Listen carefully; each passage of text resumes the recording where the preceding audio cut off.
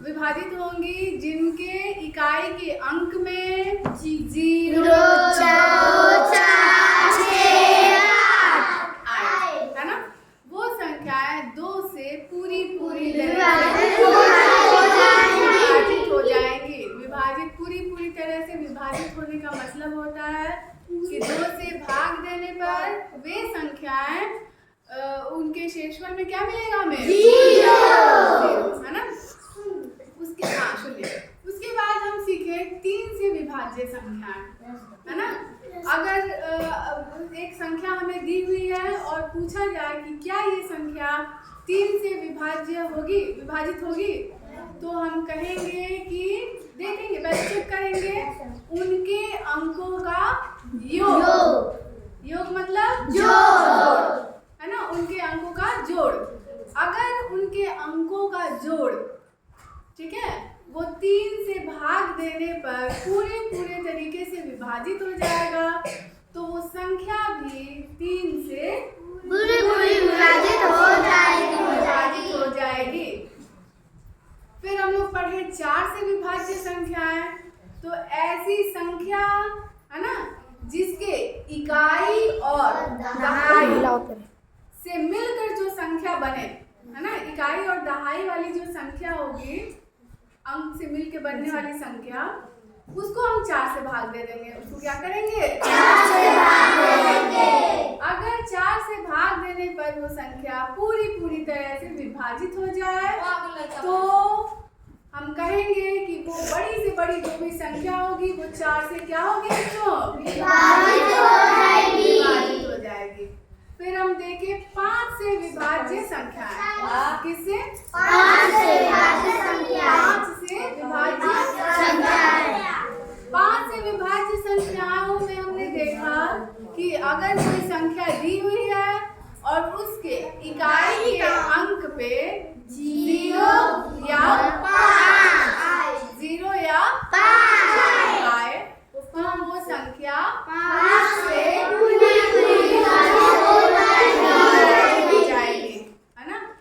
पूरा विभाजित होने का मतलब होता है कि उस संख्या को अगर 5 से भाग देंगे तो उसका शेषफल क्या मिलेगा?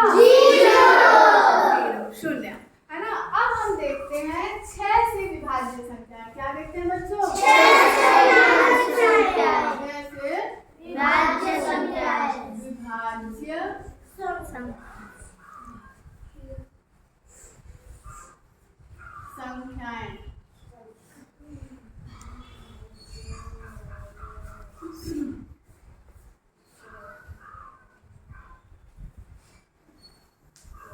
ठीक है। अच्छा आप ध्यान रखिए, ये बताइए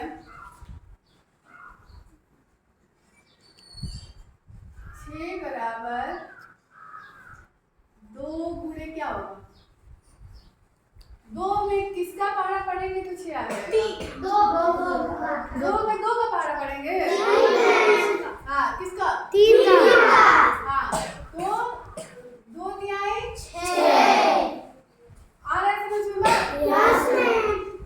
ठीक है।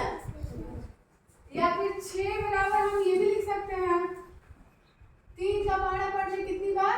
2 बार।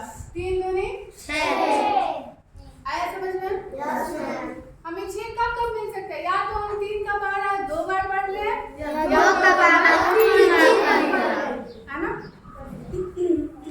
अब तुम देखोगे 6 से विभाज्य संख्या, जैसे देखो कि एक संख्या दी हुई है 36। क्या दी हुई है बच्चों? 36। संख्या क्या दी हुई है? 36 है ना। ये जो 36 है, ठीक है, इस 36 को पहले हम देखेंगे कि इसके इकाई के स्थान पर कौन सा अंक है? क्या है? 6। तो क्या ये 2 से विभाजित होगी? होगी ना? और फिर क्या करेंगे? 3 में 6 जोड़ देंगे। 6 3 क्या हो जाएगा बच्चों?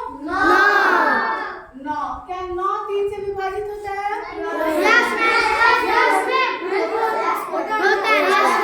मेरी बात ध्यान से सुनेंगे। 6 से विभाज्य संख्याएं देखनी है। पता करनी है। तो हम क्या करेंगे, हम देखेंगे कि वो संख्या 2 से भी विभाजित हो जाए और 3 से भी, 3 से भी, 2 से भी हो जाए और 3 से भी। अब बताओ, क्या तुम्हें पता है कि 2 से अगर कोई संख्या विभाजित करनी है तो हम क्या देखते हैं, इक्का, उसके इक्का, है ना।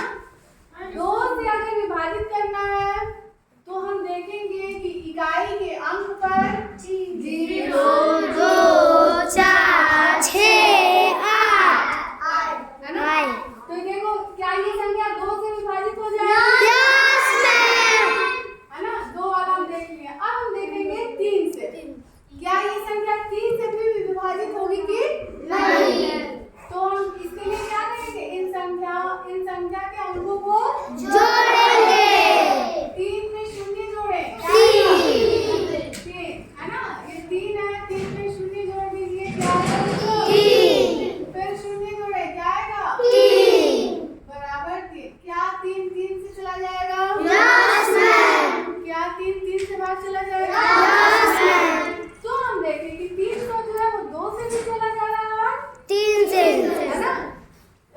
300 जो है वो 2 से भी पूरा विभाजित हो जा रहा है और 3 से इसलिए वो जो संख्या है वो 6 से भी पूरी विभाजित हो जाएगी। क्या आपको समझ में आया, यस मैम।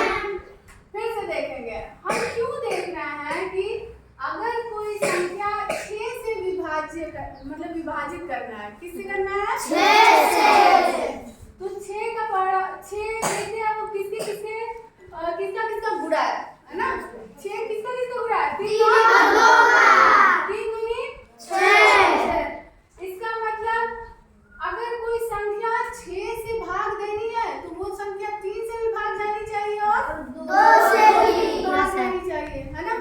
और हमको पता है कि 2 से भाग पूरा भाग कैसे दिया जा सकता है, अगर उसके इकाई के स्थान पे 2, 4, 6, 8, है ना। तो ये 2 से विभाजित हो गया, यस मैम। पूरा। अब देखेंगे 3 से है कि नहीं, तो 3 में 0 जोड़ेंगे, फिर ये 0 जोड़ेंगे, आ गया 3 है ना, और 3 से विभाजित हो गया। इसलिए ये जो संख्या है 300, ये किससे विभाजित हो जाएगा, 6 से। आया समझ में। Yes ma'am. चलो चेक करते हैं कि क्या ये संख्या 6 से विभाजित होगी कि नहीं। चेक कर लेते हैं, समझ में आ रहा है। Yes ma'am. 6 से विभाजित संख्या चेक करने के लिए हम चेक करेंगे कि वो 2 से भी विभाजित हो और 3 से भी और 6 से 6 से भी नहीं, 6 से तब अपने आप हो जाएगी। आया समझ में। 6 से विभाजित संख्या अगर हमको पता करना है तो हम क्या करेंगे, 2 से चेक करेंगे और 2 से चेक करेंगे। अगर 2 और 3 दोनों से विभाजित हो जाएगी तो वो संख्या 6 से भी विभाजित हो जाएगी। चलो इसको देखते हैं। 6 बचे 30, है ना। 0 में से 0 गया 0, 3 में से 3 गया 0। अब ये उतार देंगे,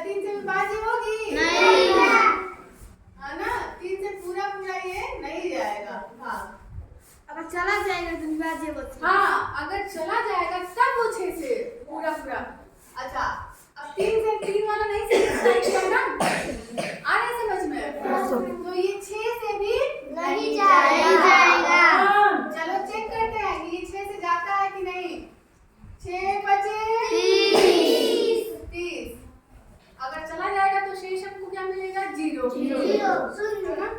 देखते हैं शून्य मिलता है कि नहीं। जीरो में से जीरो गया, जीरो। तीन में से तीन गया, जीरो। अब दो उतार देंगे, फिर कितनी बार खाना पड़ेंगे, जीरो बार। क्या आया, दो में से जीरो गया, दो। क्या शेषफल शून्य मिल रहा है, नहीं मैम।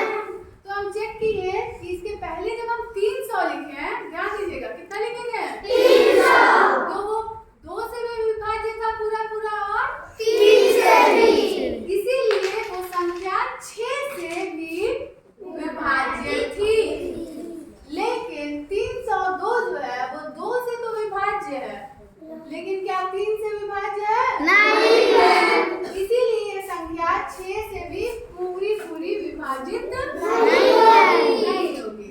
एक दूसरा एग्जांपल लेते हैं, चलिए लिखते हैं 306। क्या लिखते हैं बच्चों, 306। इकाई के स्थान पे क्या है, 6।